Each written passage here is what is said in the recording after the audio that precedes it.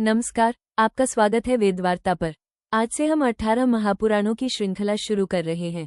सबसे पहले पुराण ब्रह्म पुराण की कथा। सूत जी ने कहा, ऋषियों, ब्रह्म पुराण 18 महापुराणों में सबसे पहला और महान है।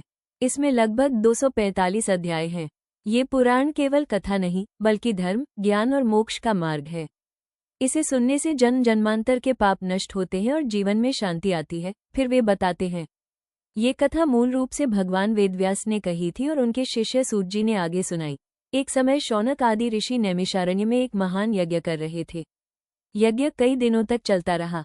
वहां अनेक ऋषि, मुनि और विद्वान उपस्थित थे। जब यज्ञ का विश्राम हुआ तो सभी ने सूत जी, जो वेदव्यास जी के शिष्य थे, से निवेदन किया, हे सूत जी, हम जानना चाहते हैं कि इस कलयुग में मनुष्य को कौन सा ज्ञान ऐसा है जो पापों को नष्ट करे, दुखों से मुक्ति दे और मोक्ष का मार्ग दिखाए। हमें वही कथा सुनाइए जो परम कल्याणकारी हो। सूत जी ने हाथ जोड़कर उत्तर दिया, हे महर्षियों, आप सब धन्य हैं, क्योंकि आपने ये पवित्र प्रश्न किया है। सभी शास्त्रों में ब्रह्म पुराण को प्रथम स्थान दिया गया है। इसी में सृष्टि की उत्पत्ति, देवताओं की महिमा, धर्म का रहस्य और भगवान विष्णु की लीलाएं विस्तार से बताई गई हैं। सूत जी आगे कहते हैं, ऋषियों, ये पुराण सुनने और सुनाने वाला दोनों ही पवित्र हो जाते हैं। जो मनुष्य ब्रह्म पुराण का श्रवण करता है, वो पापों से मुक्त होता है, उसके संदेह दूर होते हैं और उसके हृदय में भक्ति और शांति का उदय होता है। जैसे अग्नि लकड़ी को भस्म कर देती है, वैसे ही ब्रह्म पुराण पापों को भस्म कर देता है।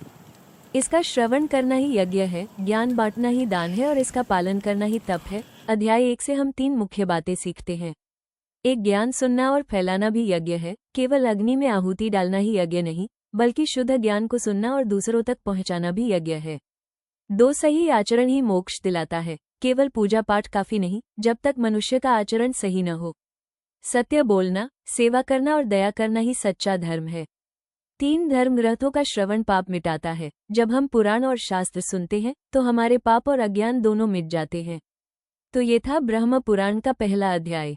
कल हम दूसरे अध्याय में जानेंगे सृष्टि की उत्पत्ति कैसे हुई। अगर आपको यह वीडियो पसंद आए तो इसे लाइक और सब्सक्राइब जरूर करें।